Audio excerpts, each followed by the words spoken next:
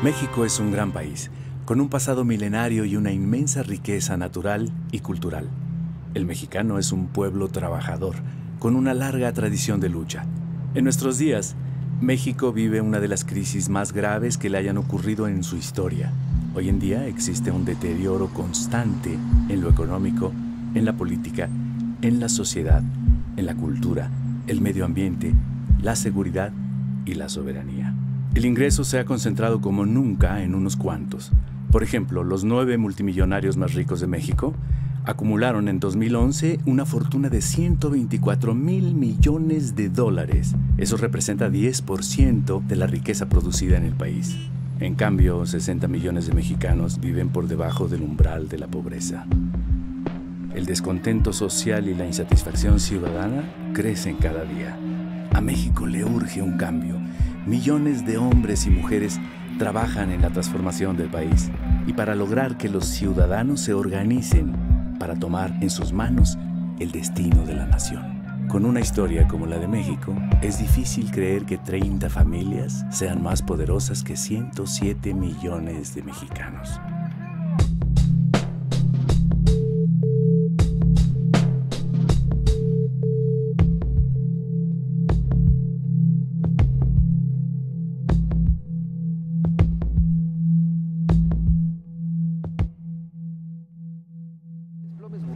Por Italia y una nueva tragedia en la comedia italiana derrumbaron los mercados. La inestabilidad alcanzó la Bolsa Mexicana de Valores. El desempleo está en 4.46. En este contexto, el doctor Carstens decidió revisar a la baja el pronóstico de crecimiento económico. Y lo que sí sabemos es que siempre pierden los salarios. Trabajadores de Mexicana de Aviación exigen la reactivación de la aerolínea. A las afueras del estadio de Torreón. Dicen que la situación de México es cosa del destino. No hay empleo, no hay forma de cómo buscar la vida honradamente, por eso la gente se van en lo más fácil, por eso es que se vuelve todo muy difícil la situación.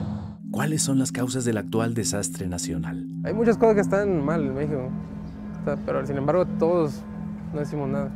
Ese es el principal problema, mientras no digamos nada, esto va a seguir igual. En lo que coincidimos casi todos los mexicanos es en el diagnóstico. México está en crisis y cayendo. A mucha gente no le gusta escuchar esto. Piensan que si ignoran lo que pasa, evitarán que les afecte. Pero es importante saber lo que ocurre para poder cambiar nuestra realidad. Ya cada día se tiene que prescindir de un producto para poder comer y cada día eso pues afecta a la salud, afecta también a la población en cuanto a la educación, o sea, un niño que tiene hambre, que va sin comer a la escuela, pues evidentemente no va a rendir lo mismo que un niño que está bien nutrido. Entonces no hay mejoramiento de la vida, cada día el nivel de vida es peor y las condiciones pues como ya lo vieron aquí, no, como que no hay esperanza para el futuro.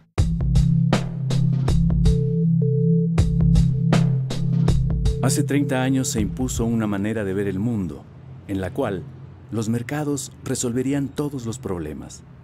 En el caso de México, la bandera del libre mercado impuso el modelo neoliberal.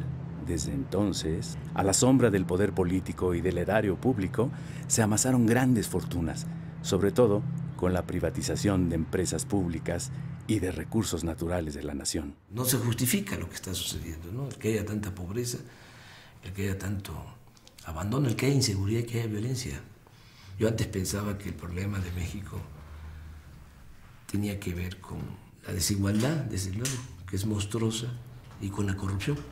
Un problema estructural más profundo que es un orden económico y una clase económicamente dominante dentro de este orden, que son los empresarios, no en general, porque hay empresarios que arriesgan su dinero, que hacen un trabajo productivo, sino a un sector en particular. Esta oligarquía que no solo gobierna, sino que también especula con el monopolio, que especula con la renta, que especula con la depredación del medio ambiente y con la sobreexplotación del trabajador. Esa gente que tiene el poder económico captura el poder político y el resultado fue esa gran concentración de ingreso y de poder. Me parece que ha sido un proceso de devaluación de la población. Se le ofreció a la burguesía mexicana el negocio de insertarse en la economía global. Y pues ese negocio consistía básicamente en vender petróleo, desde luego, vender turismo, una fuente de mano de obra más barata, pues para reducirle todas las condiciones laborales a los trabajadores de Estados Unidos. Este modelo que se empieza a aplicar en el mundo desde mediados de los 70 y se define que había que apostar por la privatización, que había que pensar en ayudar mucho a que los de arriba hicieran dinero, porque si había dinero arriba iba a permear.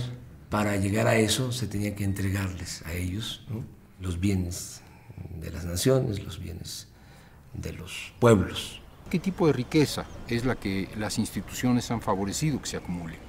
Y uno debiera pensar que esta riqueza no es precisamente la que se hace, diríamos, de manera honesta, produciendo y haciendo inversiones, sino la riqueza que se obtiene mediante los monopolios excluyentes. Vamos a ver, digamos, el Estado controló en México la banca completa y hoy el sistema financiero ha sido privatizado de nueva cuenta. El sistema financiero es la fuente de acumulación especulativa más grande de la humanidad entera. Estas grandes corporaciones económicas, legalmente, mediante reformas en el Código Fiscal, no es algo ilegal, tienen regímenes fiscales de excepción. Son regímenes fiscales que les permiten, por ejemplo, pagar menos impuestos sobre la renta que un profesionista liberal, que un médico, que un abogado, que un trabajador. No pagan en proporción a los beneficios que obtienen. Esa es una vía que les permite acumular riqueza. Han sido las prebendas, los apoyos ilegales, las leyes monopólicas, las concesiones fraudulentas, las que han construido el gran capital en este país. Se ha construido a la sombra del favor. La concesión para que tengas una televisión para toda tu vida, la utilización del Estado como el gran financiador de la riqueza privada y del gran capital y de la oligarquía.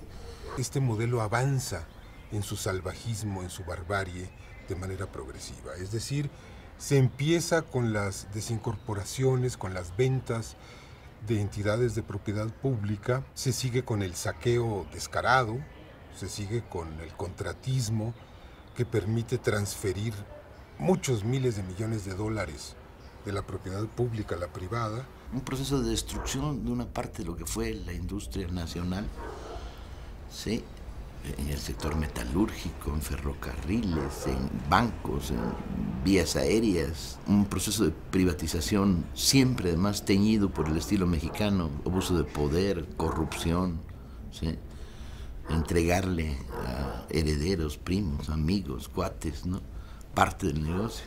Una de las cosas que han hecho crecer seriamente en México las lógicas delincuenciales fue la entrada en vigor del modelo neoliberal.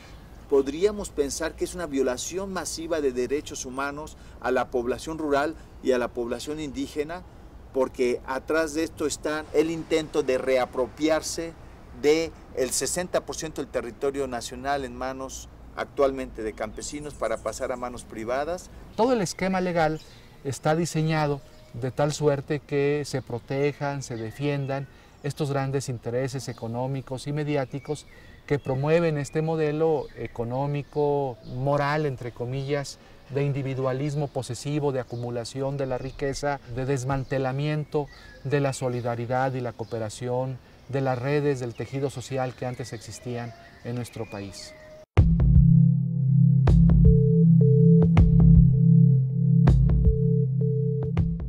Salinas llega a la presidencia, sabemos en qué condiciones, y empieza a modificar las leyes, la Constitución, y empiezan a entregar bienes de la nación, bienes del pueblo, a particulares, nacionales y extranjeros.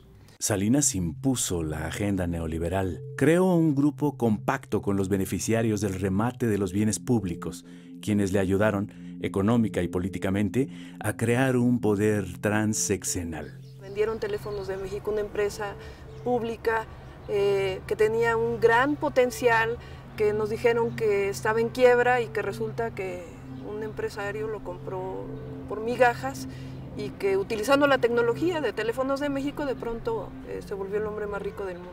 La gente más cercana a Salinas fue la que se queda con empresas públicas, con bancos, se quedan con las reservas mineras de la nación. El presidente Salinas remató 18 bancos en 13 meses. Junto con su hermano Raúl y Pedro Aspe, secretario de Hacienda, personalmente repartieron empresas y bancos. En solo 5 años, entre 1988 y 1993, fueron vendidas más de 1000 empresas estatales y unidades industriales. Nosotros privatizamos los bancos, la compañía telefónica, las líneas aéreas, la siderurgia, las minas. Estamos ahora procediendo a privatizar los puertos, los aeropuertos. Salinas dio por terminado el reparto agrario. Promulgó la reforma al artículo 27 constitucional aprobada por el Congreso que legalizó la venta de tierras ejidales y comunales. Modificó la ley minera y desincorporó reservas nacionales. Autorizó concesiones a particulares nacionales y extranjeros para explotar las riquezas mineras de México. Y, por si no fuera suficiente, derogó el impuesto a la extracción. Se llevan todo y no dejan nada. Hay un dato que es revelador de lo que significó este saqueo. En 1988, en la revista Forbes, que es la revista especializada en finanzas, donde aparece la lista de los hombres más ricos del mundo, solo aparecía en esa lista una familia mexicana, los Garzazada.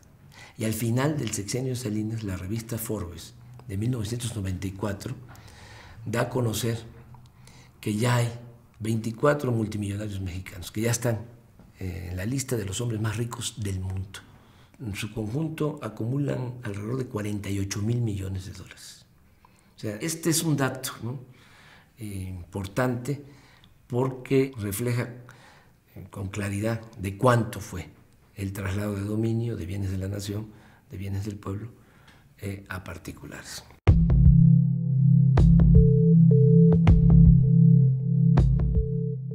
En diciembre de 1994, la crisis financiera internacional, la fuga de capitales y la devaluación del peso hicieron caer la economía mexicana 6.2%, como no había sucedido desde 1932.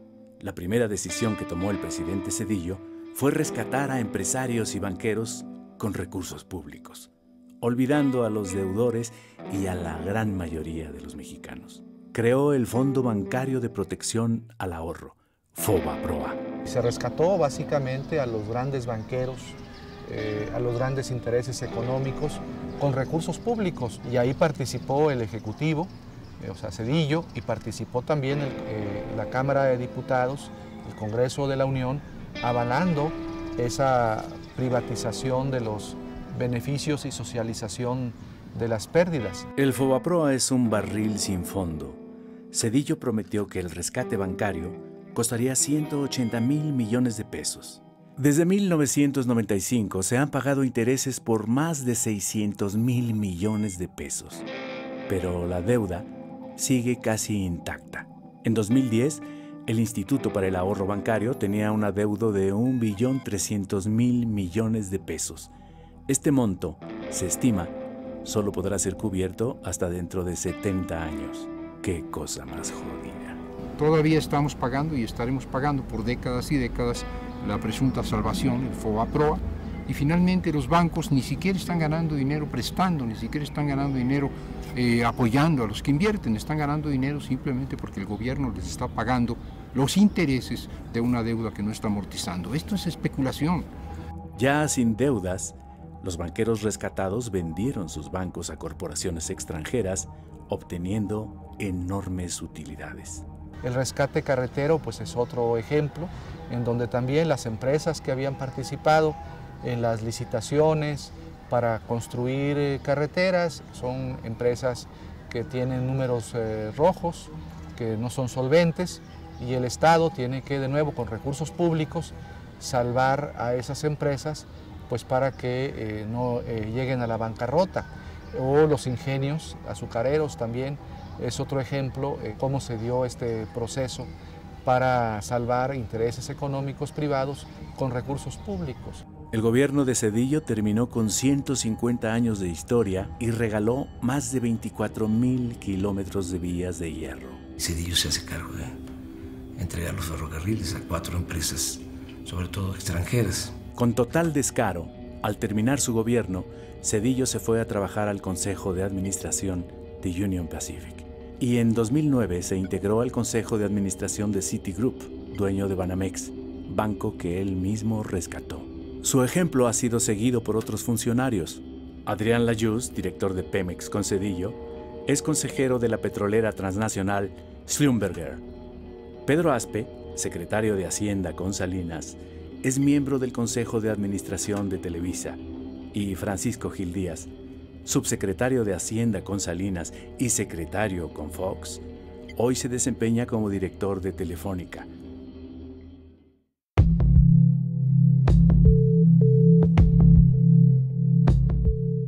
Gracias al empuje democrático de la sociedad mexicana, en el año 2000, el panista Vicente Fox ganó la presidencia de la República y acabó con más de 70 años del régimen priista. Sin embargo, pronto Fox traicionó sus promesas de cambio democrático y de combate a la corrupción. El mismo Fox, que cuando la campaña decía que iba a enjuiciar a Salinas y a su familia en su cierre de campaña en el Zócalo, en el 2000, habló de que iba a crear una comisión para enjuiciar a Salinas. Terminó empatado con Salinas, asociado con Salinas, actuando igual.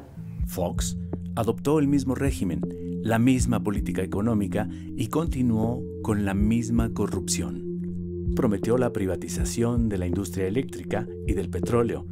Auspició el contratismo y la corrupción en Pemex.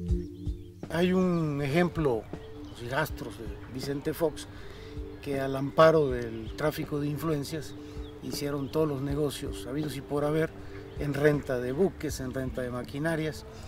Hay toda una relación de las inconsistencias, de las revisiones que hizo la propia Auditoría Superior de la Federación.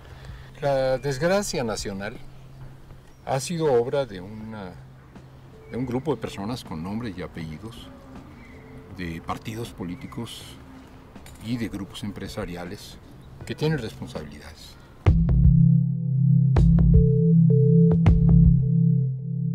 La oligarquía mexicana se hizo tan poderosa que se colocó por encima de las instituciones. Ellos son los que mandan el poder legislativo, en el poder judicial, en el poder ejecutivo, y tienen el control, que es lo que más les apoya para imponerse, de los medios de comunicación.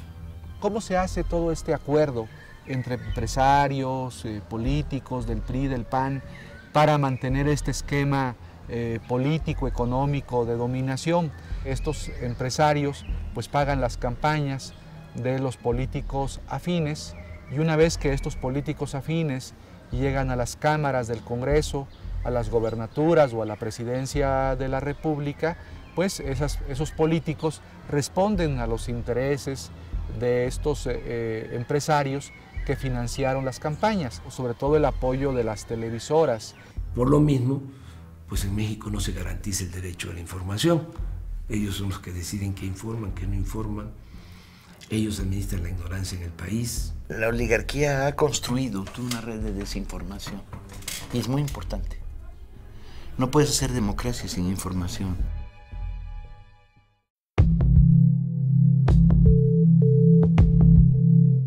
La economía de México no ha crecido prácticamente en 30 años. Se destruyó la planta productiva nacional y el campo, y se acabó con el estado de bienestar. Se olvidó que para que un país pueda crecer en forma sostenida, genere empleo, bienestar y condiciones que favorezcan la paz social, se requiere que el país produzca. El México rural ha quedado en la ruina. Nuestro país ha vivido en los últimos 30 años lo que yo llamo una guerra contra la agricultura campesina, contra los pequeños y medianos productores de nuestro país, para imponer un modelo de dependencia alimentaria, un modelo de alimentación chatarra y un modelo de desigualdad, aumentando la pobreza y la malnutrición de nuestro país.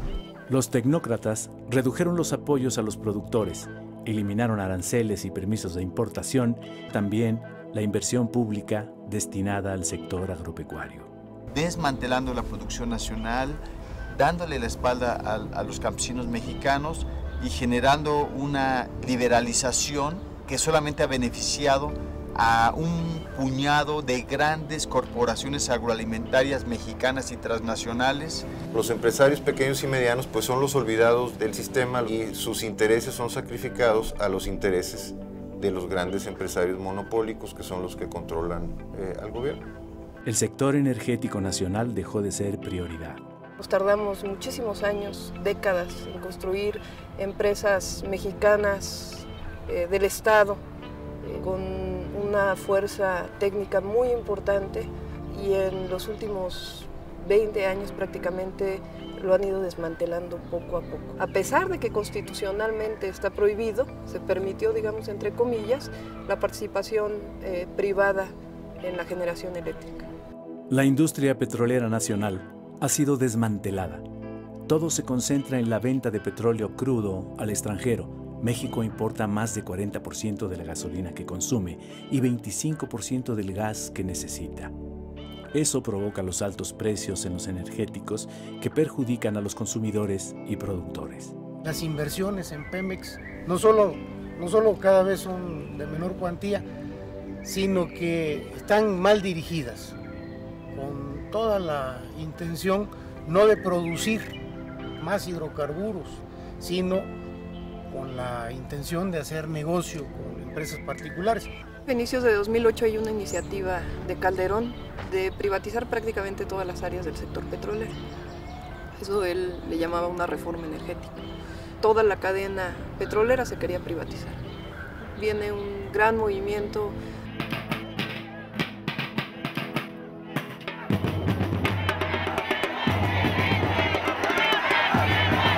El movimiento en defensa del petróleo ganó el debate sobre la reforma energética y detuvo la privatización de la refinación, el transporte, los ductos y el almacenamiento de petrolíferos.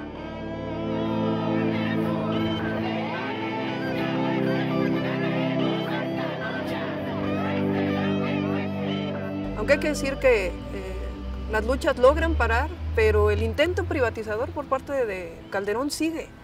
Están buscando a través de otras leyes como las asociaciones público-privadas privatizar los ductos o buscar un esquema de privatización de las refinerías. México tiene un gran tesoro, un tesoro escondido debajo del fondo del mar. Todo el cuento era de que necesitábamos a las empresas porque tenían mucho conocimiento para explotar en las aguas profundas. Bueno, los primeros contratos que sacan son en tierra y además una parte de la ganancia de esas empresas va a estar vinculada a la producción del petróleo, cosa que está claramente prohibida en la ley. El 80% de los pozos de producción y exploratorios se dan en la región norte y el 20% restante en la región sur y en las dos marinas, cuando que es en estas tres regiones donde se produce el 90% de los hidrocarburos. En la región norte está la zona de Burgos, la zona de Chicontepec, que ha sido una zona que, sobre todo en los últimos años, se ha destinado para darle contratos multimillonarios a empresas norteamericanas y empresas españolas, como Repsol, como Schulenberg, como Halliburton. Las industrias petroleras extranjeras, aquellas que el general Lázaro Cárdenas les pagó a través de la expropiación petrolera para que salieran de México, aquellas que fue el pueblo de México quien salió a las calles para defender la industria petrolera nacional, pues a esas las estamos volviendo a contratar. El sector eléctrico mexicano pues está desmantelando y las fuentes que suministran para generar electricidad son importadas. Y las tarifas eléctricas están por los cielos, en parte pues para favorecer a unas cuantas empresas que ni siquiera nacionales son, porque la mayoría son españolas y estadounidenses. Quien hace estos arreglos, estos enjuagues con estas empresas para comprarles maquinaria y equipo, es el brazo derecho del que era en ese momento el director de la Comisión Federal de Electricidad, Elías Ayub, y le pagan con un Ferrari, le pagan con un yate, le dan miles o cientos de miles de dólares. Se descubre en Estados Unidos el acto de corrupción culpan y multan a las empresas que se prestaron a esto, Y en este país, en México, el grado de impunidad es extraordinario. La liquidación de Luz y Fuerza del Centro, ordenada por Calderón, dejó sin empleo a 44,000 electricistas y avanzó en la privatización de la industria eléctrica. Las empresas nacionales fueron, en la concepción de Cárdenas, el dinamo del desarrollo, era el motor que empujaba, que permitieron lanzar fuertes recursos para educación, salud, vivienda. En la lógica neoliberal es más eficiente lo privado que lo público, entre comillas. Es verdaderamente chistoso. ¿Por qué venden empresas si son rentables? Esta es la gran pregunta, ¿no? ¿Por qué no las hacen verdaderamente rentables y aprovechan sus ganancias para financiar el gasto público? No tiene ni lógica ni corazón. Ha sido un desastre.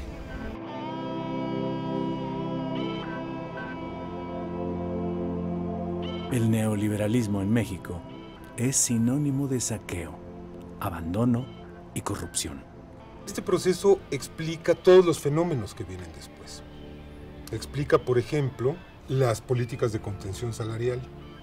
Explica el retiro gradual pero sostenido y sistemático de prestaciones laborales, de derechos, de servicios, de educación, de salud, de cultura. 7 de cada 10 mexicanos que trabajan ganan menos de 5,000 pesos mensuales, 3 salarios mínimos. Es la tercera parte del salario mínimo en Estados Unidos, que alcanza los 15,000 pesos mensuales. La política neoliberal ha creado una enorme desigualdad económica y social. Como el 80-90% del crecimiento del PIB se ha ido a el 1% de la población. Desde 1983, la migración hacia Estados Unidos creció de forma impresionante. En 2010, 500,000 mexicanos cruzaron la frontera norte buscando un futuro. El desempleo y la falta de oportunidades de educación serían las razones principales por las cuales las corrientes migratorias de México hacia Estados Unidos siguen incontenibles, a pesar de la represión generalizada que se está viviendo actualmente en los Estados Unidos en contra de los mexicanos en particular y de los inmigrantes en general. Cada año 1 millón de jóvenes ingresa al mercado laboral, pero ni 25% logra encontrar un empleo. Más de 20 millones no tiene para pagar la canasta básica, pues el salario ha perdido 80% de su poder de compra. Hace 28 años el salario mínimo alcanzaba para comprar 51 kilos de tortilla o 280 piezas de pan blanco o 12 kilos de frijol bayo. En 2011, con el mínimo, solo se puede adquirir 5 kilos de tortilla o 25 piezas de pan o 3 kilos de frijol.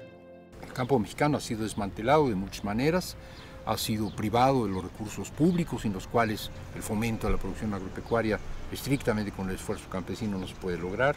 Se han abierto las fronteras a la importación de granos básicos, se ha estimulado únicamente al sector empresarial, que es el que menos lo necesita, se ha desalentado de muchas maneras la agricultura y sin embargo México sigue siendo un país con campesinos. Hoy 70% de las gentes que viven en el campo están en condiciones de pobreza. Los neoliberales redujeron el gasto social, dejaron de invertir en infraestructura, clínicas, hospitales, educación y seguridad social. Se busca que los mexicanos tengamos un nivel educativo que llegue exclusivamente hasta la secundaria. Mano de obra barata, que sirva a los intereses de los grandes países industrializados y que produzca a muy bajo costo.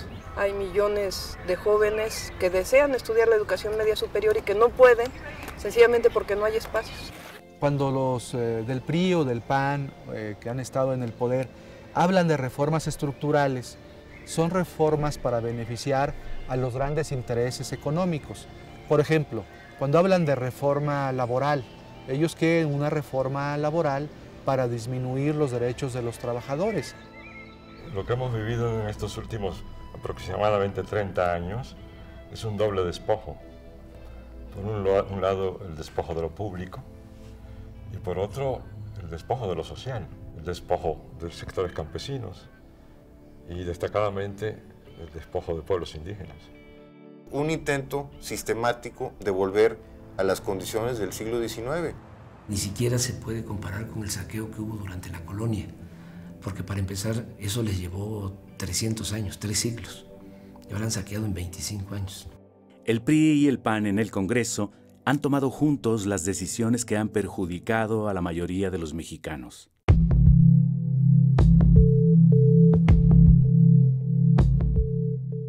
De Salinas a la fecha han concesionado 52 millones de hectáreas. Estamos hablando del 26% del territorio nacional. Ni en la época de Porfirio Díaz las compañías deslindadoras llegaron a quedarse con tanto. Empresas fundamentalmente extranjeras y muy poquitas, pero muy poderosas empresas mexicanas, ¿no?, que están metidas en el negocio de la minería. La lucha de los campesinos y pobladores de San Luis Potosí en contra de Minera San Javier, que violando la ley insisten en despojar el territorio y el patrimonio histórico y cultural de la gente.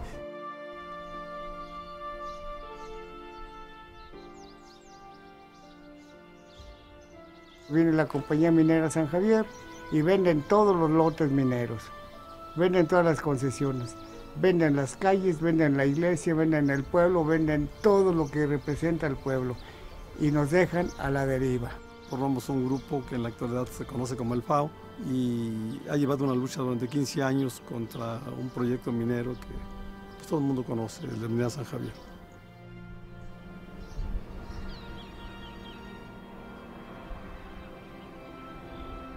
Este tipo de proyectos a tajo cielo abierto y en el que utilizan, en vez de fundir, utilizan un sistema que se conoce como lixiviación a montones, le aplican sustancias químicas, en el caso de aquí es cianuro de sodio, la mezclan con 32 millones de litros de agua, penetra en la roca y extrae los valores metálicos. Y además utilizan 25 toneladas de explosivos.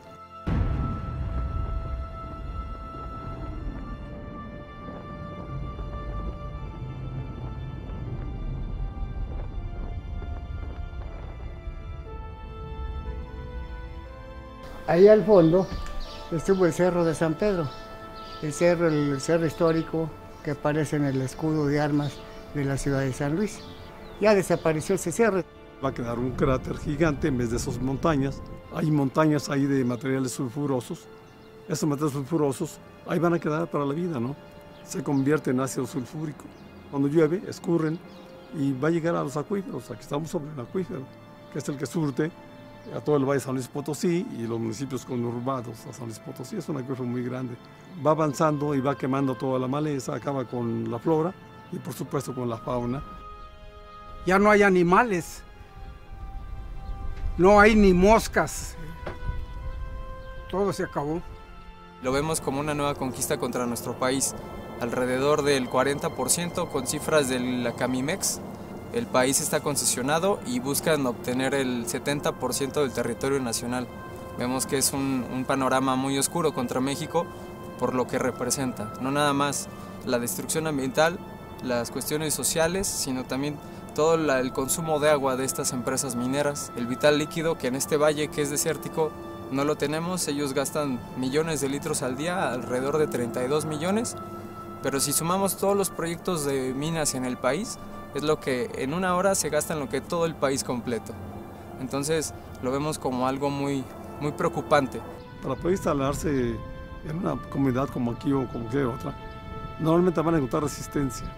Entonces tienen que acudir a sistemas pues también socialmente agresivos, ¿no? Se encargan de intimidar, amenazar, de golpear y si es necesario de eliminar físicamente a los opositores a los proyectos. Se han agredido, a mí en lo particular me balacearon de la compañía minera y nos trataron de lincharnos.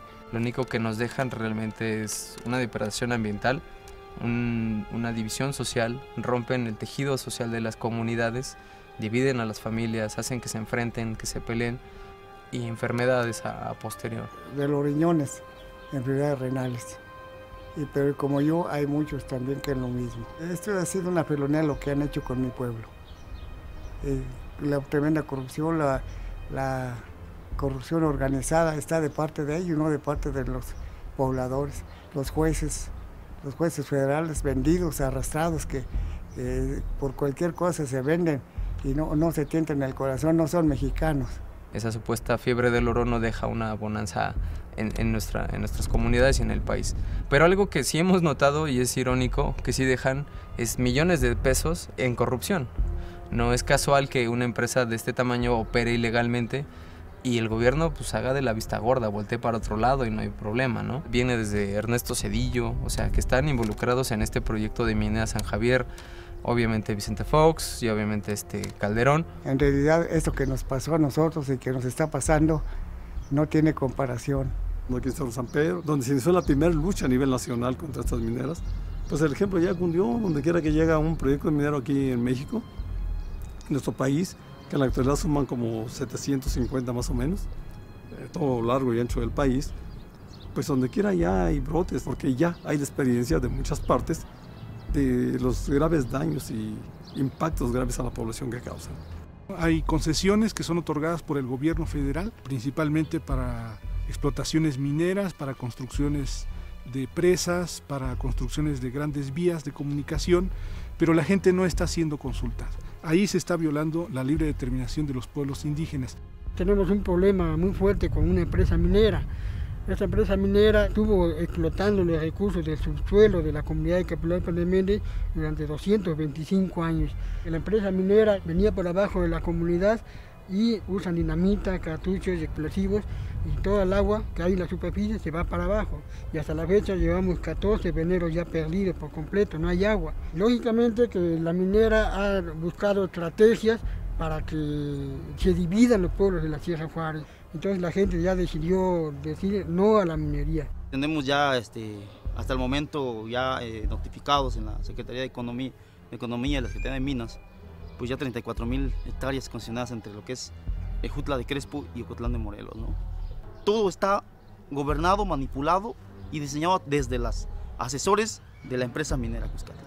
San José Preso como municipio ha venido gestionando la posibilidad de poder tener una concesión para explorar y explotar un pozo profundo para el agua potable de la comunidad, la cual siempre ha sido negada bajo el argumento de que en la zona de valles centrales de Ocotlán no hay suficiente agua para poder hacer ese tipo de obras, ¿no? Sin embargo, a la empresa minera sí se le dan 5 concesiones para explotar pozos profundos en la zona. El gobierno federal ha concesionado hasta el 2058 las minas, ¿no? Sin tomar en cuenta a las autoridades de los pueblos, ¿no? Países como Canadá muy enriquecidos a costa de la pobreza de nuestros pueblos, a costa de nuestras vidas. A ellos no les interesan nuestras vidas, a ellos les interesa nada más el oro. El rechazo de millones de jóvenes, de millones de personas a la falta de oportunidades que ha generado el modelo neoliberal, que deja a millones de seres humanos sin empleo, sin oportunidades de educación, sin oportunidades de salud, los deja sin esperanza. El pueblo de México ha peleado y sigue peleando cotidianamente porque no le arranquen o no le acaben de arrancar los derechos, los espacios, los recursos por los cuales ha dado su vida, su trabajo y en algunas épocas han hecho revoluciones. México es un país que genera continua resistencia. Los ciudadanos no se callan, actúan bajo la forma de luchas constantes, por todos lados, ¿sí? Luchas de resistencia. Y luego se expresó de una manera muy potente en 3 momentos.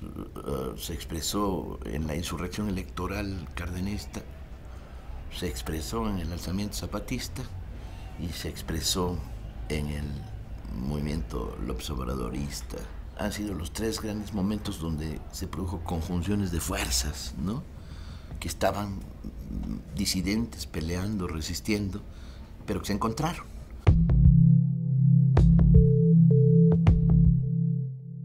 A principios de 2003, Fox permite el regreso de Carlos Salinas a México. Este reagrupa a empresarios, políticos y comunicadores que le debían favores. El objetivo principal de su estrategia fue evitar que Andrés Manuel López Obrador ganara las elecciones presidenciales de 2006. Las cúpulas empresariales financiaron la guerra sucia y la campaña de miedo contra López Obrador y el fraude electoral. Apostarle a algo distinto es retroceder. Defendamos lo que hemos logrado. Consejo Coordinador Empresarial.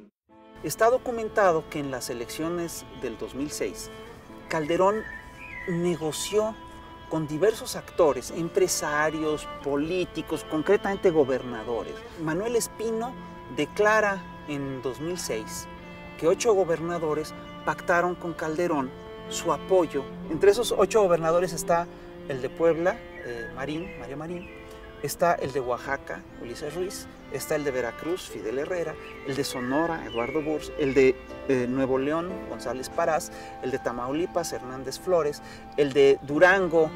Vicente Fox admitió que cargó los dados a favor de Calderón.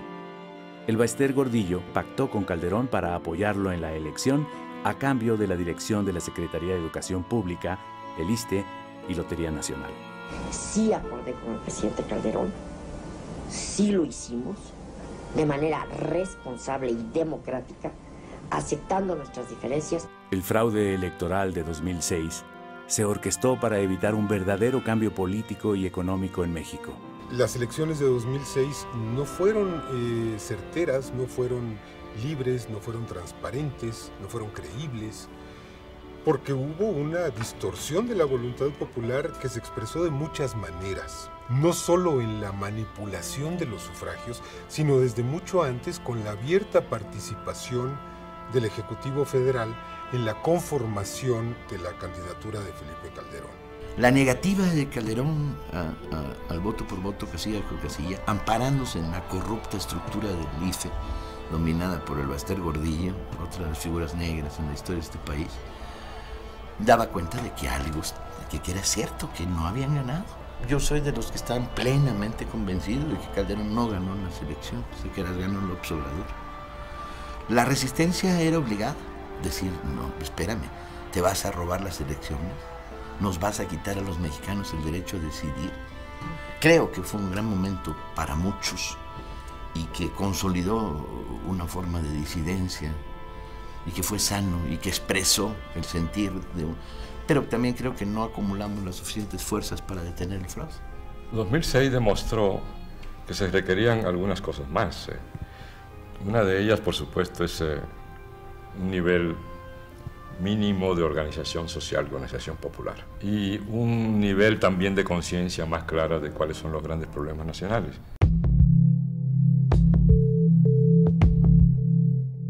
En enero de 2007, Andrés Manuel López Obrador emprendió un recorrido por todo el país, con el objetivo de mantener encendida la llama de la esperanza, recoger los sentimientos de la gente y convocar a la organización del pueblo. Esta conciencia de que somos un mosaico cultural diverso y que en este está nuestra fuerza, Andrés Manuel lo descubrió recorriendo el país a pie, en coche y en avión, saludando gente, mirándoles las caras, escuchando lenguas distintas, viendo paisajes distintos. El político y el mexicano, creo yo, que más a raíz conoce este país, más directamente, piel a piel, conoce al pueblo de México. La fortaleza, ¿no?, que hay en nuestro pueblo, ¿no?, la grandeza de México, ¿no?, en las distintas regiones, por la cultura. México es heredero de la gran civilización mesoamericana. Este país se fundó hace 10.000 años. Ahí están las comunidades con sus costumbres, sus tradiciones, sus valores, y una gran reserva de valores. Por ejemplo, en el asunto de la inseguridad y de la violencia, hay menos inseguridad y violencia en donde se mantienen las tradiciones, las costumbres, la organización social tradicional. En comunidades indígenas, la inseguridad y la violencia se da más en donde hay descomposición social, en donde se rompió el tejido social, en donde no hay vida comunitaria, en donde hay pérdida de valores. Lo he constatado en mis recorridos, ¿no? La gente extraordinaria, gente buena, con, insisto, muchos valores,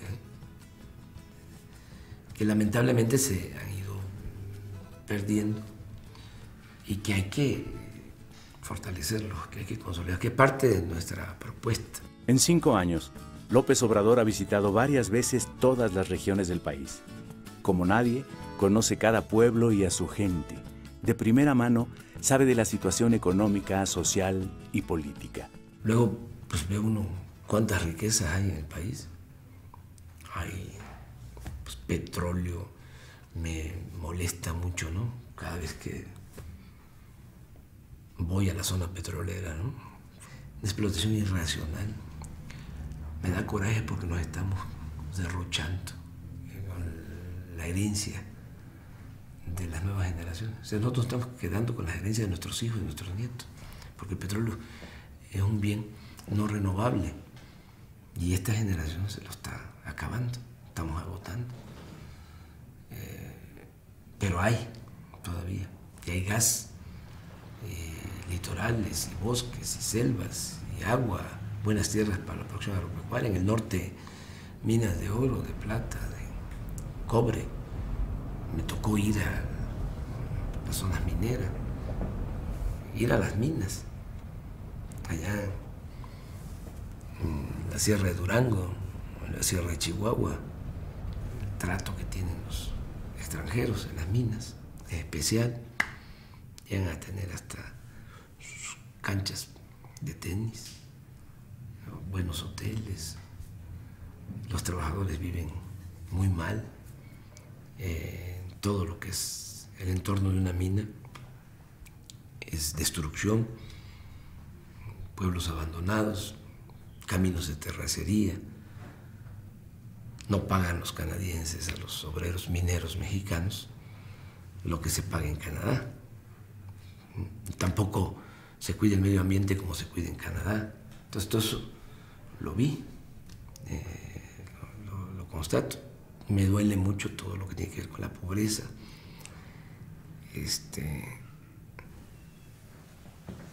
Mucha pobreza. De eso no hablamos mejor, pero es muy doloroso, ¿no? Porque hay mucha gente que no tiene ni para comer. Bueno, hay partes buenas, bueno, todo es bueno, pero tenemos un país con mucha belleza también. Ha sido para mí un privilegio, ¿no? El recorrer a ras de tierra todo el país, conocerlo muy bien.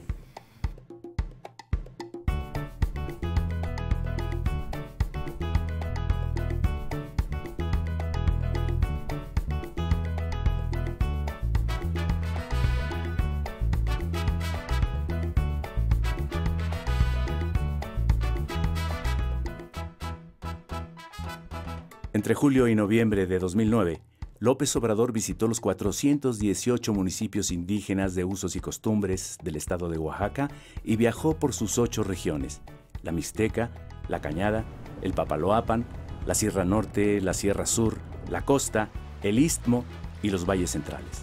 En total, cubrió 25,000 kilómetros de caminos, la mayor parte de terracería. Andrés Manuel fue recibido con mucho gusto por la gente salía a la calle. En algunas comunidades en donde él no tenía programada la visita, pues la gente salió y tuvo que pararse en la caravana para que lo pudieran atender, ¿no? Entonces fue recibido con mucho gusto, levantó una gran expectativa y la gente se acuerda de él, ¿no? Él se encontró con un modelo de organización que no existe en muchos lugares del país. La gira por los pueblos, los municipios de usos y costumbres de Oaxaca, que le permitió, digamos, ver más de cerca y en conjunto cómo funciona este mundo indígena y cómo allí hay un conjunto de riquezas culturales, morales, intelectuales, de visión del mundo, de cosmovisión, que son elementos fundamentales que inspiran el tipo de nueva sociedad que hay que construir. Oaxaca profundo y el México profundo, pues es abajo la organización, ¿no?, de los pueblos que día a día luchan por salir adelante, día a día construyen un mundo de mejor. Desgraciadamente, con los cacicazgos que se han vivido, pues nada han podido hacer los pueblos, porque llegan y nos invaden, ¿no? Se llevan nuestros recursos naturales, vemos cómo talan nuestros bosques, ¿no? Sin embargo, poco a poco la gente ha despertado y ese México profundo empieza a despertar, ¿no? Desde el 95 a la fecha, digamos, en Oaxaca se pueden elegir a las autoridades municipales de las comunidades indígenas por un sistema que en la ley quedó denominado de usos y costumbres, ¿no? Son 418 municipios en el estado de Oaxaca. La asamblea nos elige a nosotros, ¿no? Y aquí en San Bartolo hay doble vuelta, se le puede llamar. Primero eligen una terna, luego una segunda terna, una tercera terna y viene la segunda vuelta de las 3 ternas ganadoras para competir quién es su representante, ¿no? Y eso nos hace fuertes a todos, ¿no? A todos los que ocupamos el cargo de presidentes municipales y bueno, el compromiso que hacemos ante el pueblo, ¿no? De mandar obedeciendo. La asamblea decide qué hacer con nuestros recursos, bosque, el agua, el medio ambiente. Entonces participa toda la ciudadanía en la toma de decisiones de nuestra comunidad. Cuidando la naturaleza, cuidando el medio ambiente, cuidando eso que tenemos que es la comunidad, la unidad de la comunidad, ¿no? La comunalidad es la tierra comunal, que en la comunidad de Guelatao nadie es propietario de sus tierras, las podemos utilizar, pero no podemos decir que somos dueños y por lo tanto no las podemos vender. El propietario de la tierra es la comunidad en su conjunto. Otro elemento importante es el trabajo colectivo, ¿no? El trabajo que todos los ciudadanos de la comunidad aportan para que la comunidad pueda resolver los problemas más importantes que tenga. La mayor parte de las obras que ustedes ven aquí se han hecho por tequio, ¿no? Que es el trabajo desinteresado que otorga la comunidad. Los ciudadanos vamos y brindamos, limpiamos el mojo de agua, limpiamos los caminos, construimos las escuelas en su momento. Aquí hombres y mujeres trabajan, sí. Estamos acostumbrados, sí. Yo acostumbro a agarrar la coa, agarro herramienta. Sí, yo trabajo también como trabajan los hombres. Muy importante es la fiesta. La fiesta, aunque se venera a un santo patrón, a un santo católico, digamos, lo más importante de la fiesta es la posibilidad que te da de convivir con la gente de la comunidad, con gente de la comunidad que está afuera y regresa a la fiesta, con los vecinos de otras comunidades, y esto pues también fortalece los lazos de identidad entre la gente de la comunidad con las gentes de otras comunidades vecinas, ¿no? López Obrador encontró en Oaxaca a uno de los pueblos con mayor diversidad cultural.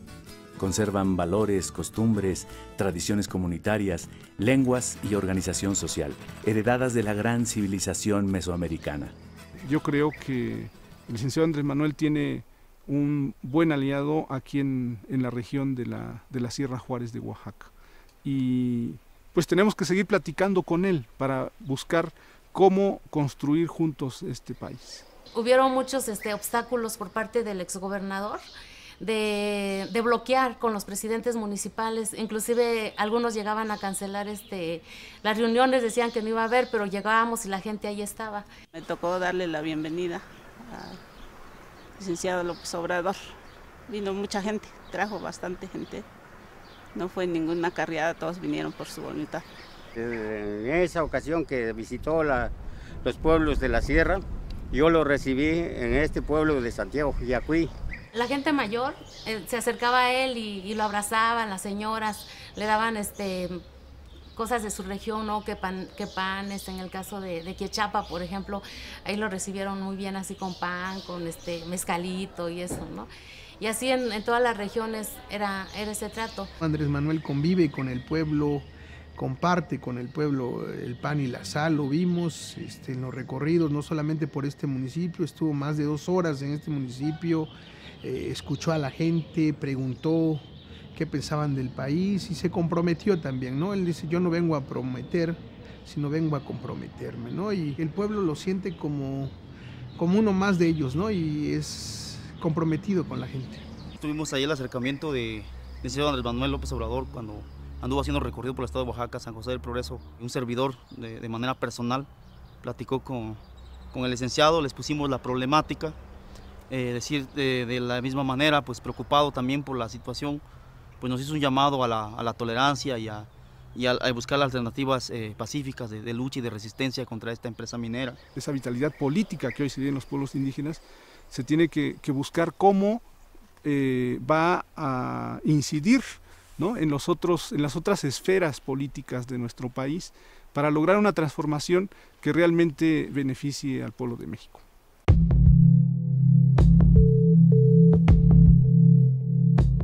Si no hay un cambio de régimen, no vamos a encontrar la salida, ni como pueblo ni como nación. De eso estoy convencido. O sea, si no hay un cambio verdadero, si no hay reformas en todos los órdenes de la vida pública, en lo económico, lo político, lo social, si no se fortalecen valores espirituales, morales, culturales, no hay salida. Al contrario, cada día va a estar peor la situación. Se va a seguir hundiendo el país. Lo que decía Juárez, ¿no? Justicia, no venganza. Sencillamente ya ellos ya no van a dominar en el país. La transformación de México no es la tarea de un solo hombre, es tarea de todo un pueblo. Tengo que ser realista.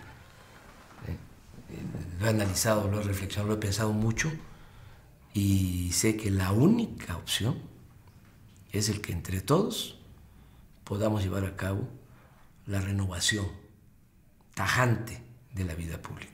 La continuidad del PAN significa la continuidad de lo que estamos viviendo, o sea, un manejo de la economía contra los ciudadanos y una guerra contra el narco, que es una guerra contra los ciudadanos de nuevo. El retorno del PRI puede resultar verdaderamente trágico.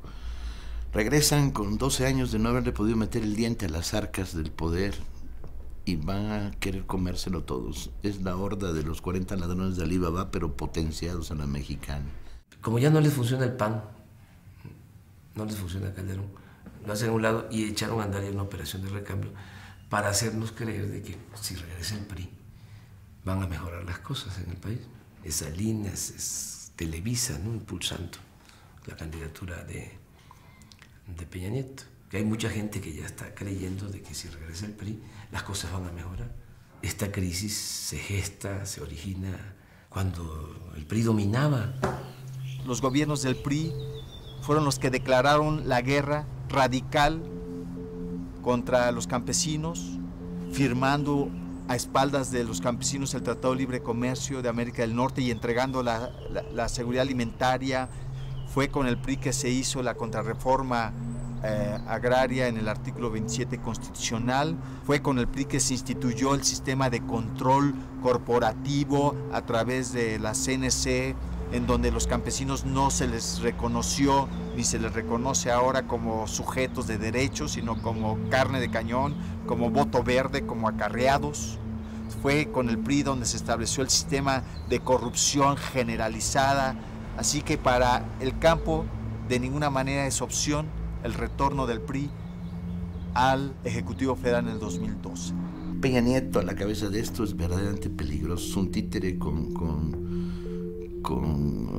Salinas moviendo los hilos, una combinación de las grandes televisoras, los gobernadores corruptos del PRI, el sindicalismo charro del Baster y compañía. Lo peor de México está impulsando a Peña Nieto. Si la batalla es en el terreno de las ideas, la tienen perdida.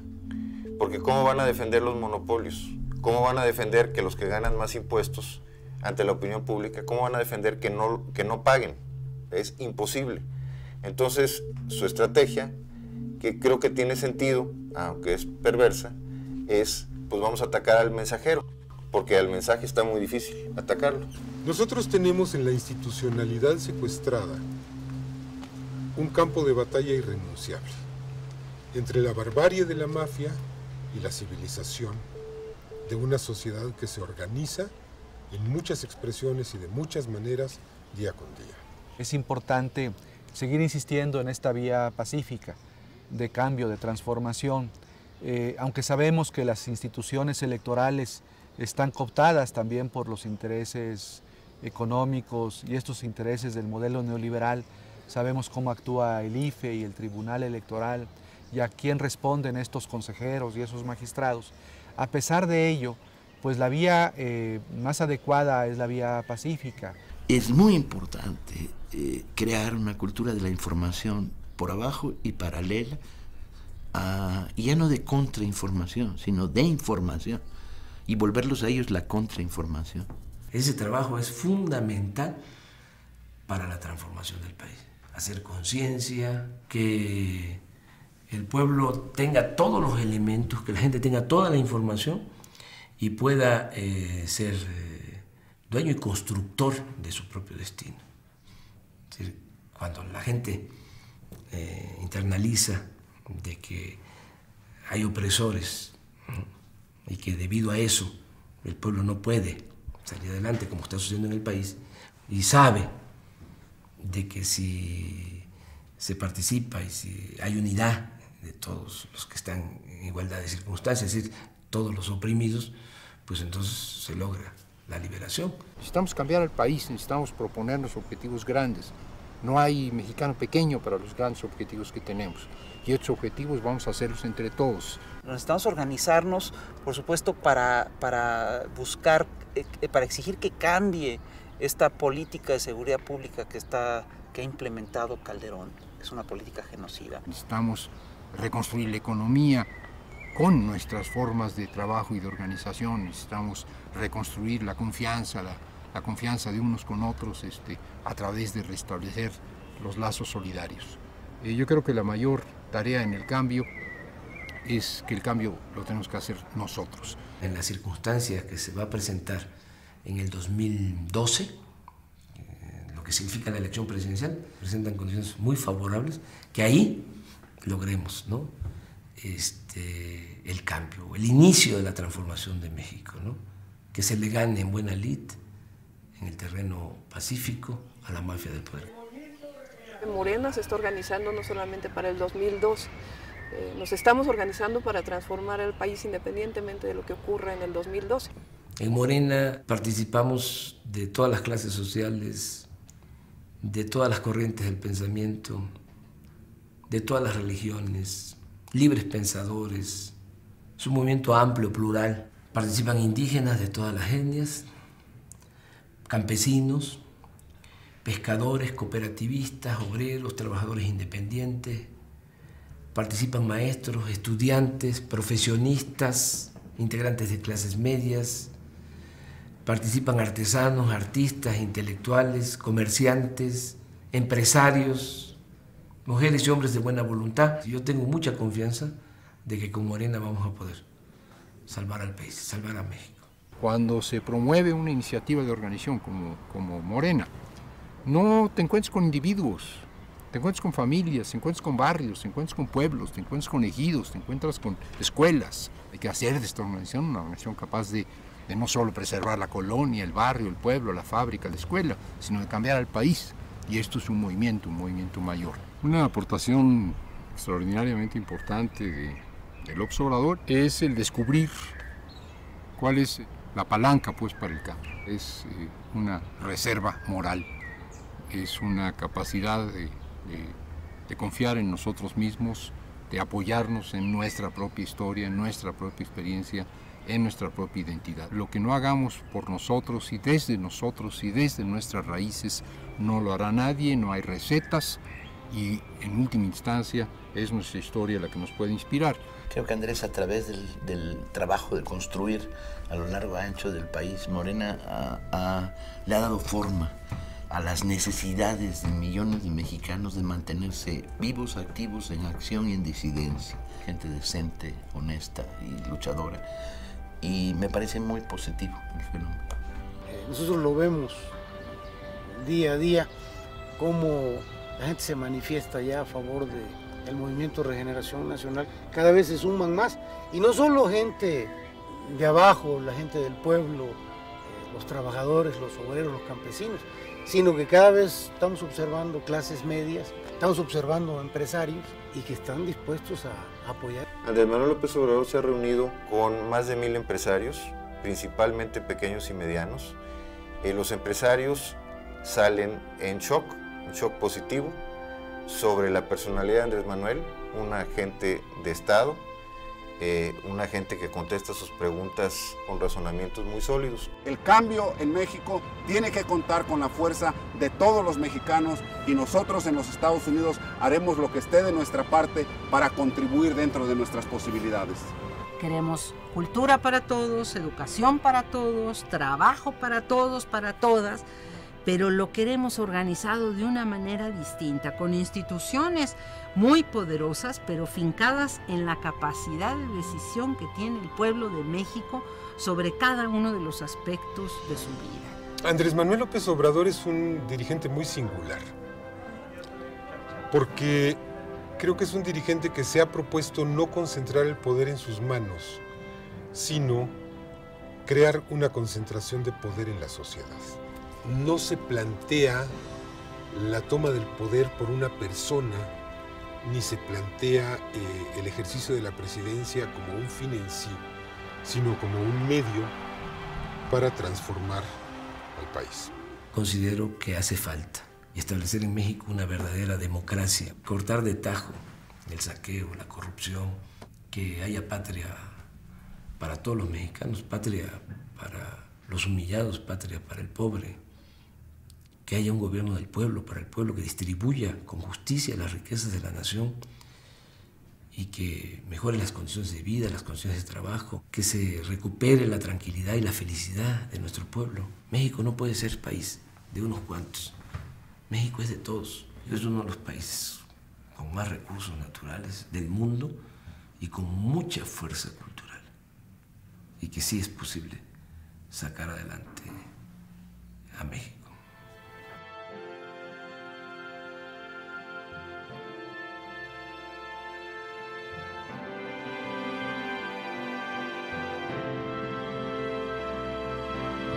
Confieso que soy un hombre de fe y convicciones, con errores y defectos, como todos los seres humanos. Nunca me ha interesado el dinero, pero sostengo que no todo el que tiene es malvado. Creo en la no violencia, en la libertad y en la tolerancia. Creo que el pueblo es dueño y conductor de su propio destino. Ustedes representan la conciencia honrada que se subleva ante la injusticia.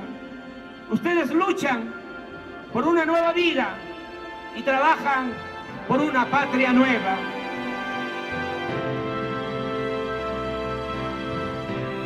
Si los mexicanos queremos, México cambiará y tendremos un país para todos.